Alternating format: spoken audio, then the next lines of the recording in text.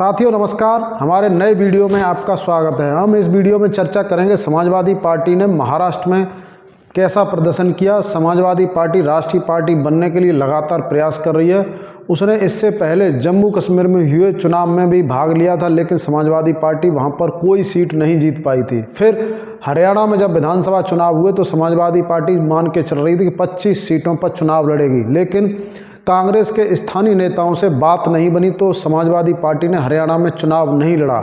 इस तरह समाजवादी पार्टी हरियाणा में भी चुनाव लड़ने से रह गई। लेकिन अब बात थी महाराष्ट्र के विधानसभा चुनाव की। महाराष्ट्र में विधानसभा का चुनाव था तो यहाँ समाजवादी पार्टी की इंडिया गठबंधन के अन्य दलों से बात चल रही थी, लेकिन इंडिया गठबंधन के शिवसेना, उद्धव ठाकरे और शरद चंद्र पवार की पार्टी ने उन्हें टिकट कम दिए, जिस वजह से वह केवल 5 सीटों पर चुनाव लड़ी गठबंधन के साथ, और उसने कुल मिलाकर अपने 9 प्रत्याशी चुनाव मैदान में उतारे थे। समाजवादी पार्टी ने 2024 के लोकसभा चुनाव में अच्छा प्रदर्शन किया था और सीटों की संख्या के मामले में समाजवादी पार्टी देश की तीसरे नंबर की पार्टी बन गई थी।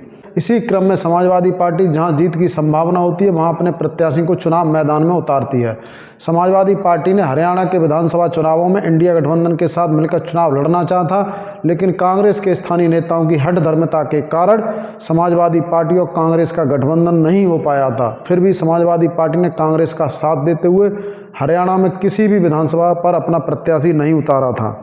समाजवादी पार्टी अपनी स्थापना के बाद से ही महाराष्ट्र के चुनावों में अपने प्रत्याशी उतारती रही है। महाराष्ट्र में समाजवादी पार्टी के सबसे बेहतर प्रदर्शन की बात करें तो समाजवादी पार्टी ने 2009 के विधानसभा चुनावों में 31 सीटों पर अपने प्रत्याशी उतारे थे और 4 सीटें समाजवादी पार्टी जीतकर आई थी।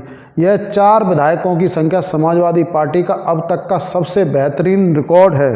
पिछले 2019 के विधानसभा चुनाव की बात करें तो समाजवादी पार्टी के इस चुनाव में 2 विधायक जीते थे।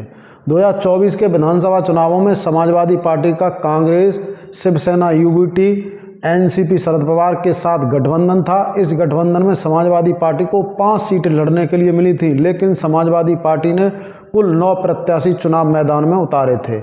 समाजवादी पार्टी के राष्ट्रीय अध्यक्ष अखिलेश यादव ने महाराष्ट्र में जाकर अपने प्रत्याशियों के लिए चुनाव प्रचार भी किया था।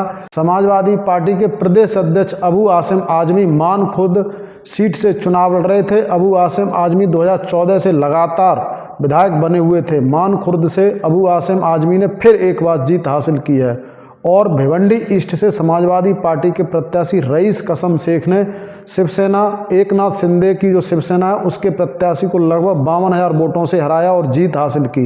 ये 2 सीटें मानखुर्द और भिवंडी ईस्ट समाजवादी पार्टी ने फिर से जीत ली है। पहले भी 2019 के चुनाव में भी समाजवादी पार्टी का इन सीटों पर कब्जा था। मानखुर्द और भिवंडी ईस्ट विधानसभा सीट पर समाजवादी पार्टी ने फिर से जीत हासिल की है। वहीं भिवंडी वेस्ट पर समाजवादी पार्टी के प्रत्याशी ने 38,879 वोट मिले और सपा का प्रत्याशी सीट पर दूसरे स्थान पर रहा। वहीं तुलजापुर विधानसभा सीट पर समाजवादी पार्टी के प्रत्याशी को 16,335 वोट मिले और इस सीट पर समाजवादी पार्टी तीसरे स्थान पर रही। कुल मिलाकर देखा जाए तो समाजवादी पार्टी ने महाराष्ट्र में 2019 के अपने प्रदर्शन को बरकरार रखा है और 2019 के विधानसभा चुनाव में भी समाजवादी पार्टी ने 2 सीटों पर विजय प्राप्त की थी और 2024 के विधानसभा चुनावों में भी समाजवादी पार्टी ने महाराष्ट्र में फिर से 2 विधानसभा सीटों पर विजय प्राप्त की है। समाजवादी पार्टी को राष्ट्रीय पार्टी का दर्जा प्राप्त करने के लिए अभी और अधिक मेहनत करने की आवश्यकता है। साथियों, क्या समाजवादी पार्टी अगले 5 सालों में राष्ट्रीय पार्टी बन पाएगी? कमेंट करके ज़रूर बताएं और हमारे चैनल पर नए हैं तो प्लीज़ हमारे चैनल को सब्सक्राइब करें और समाजवादी पार्टी को आपको अधिक से अधिक न्यूज़ देखने के लिए हमारे चैनल पर मिलती रहेगी। इसके लिए एक कमेंट ज़रूर करें। धन्यवाद साथियों, नमस्कार साथियों।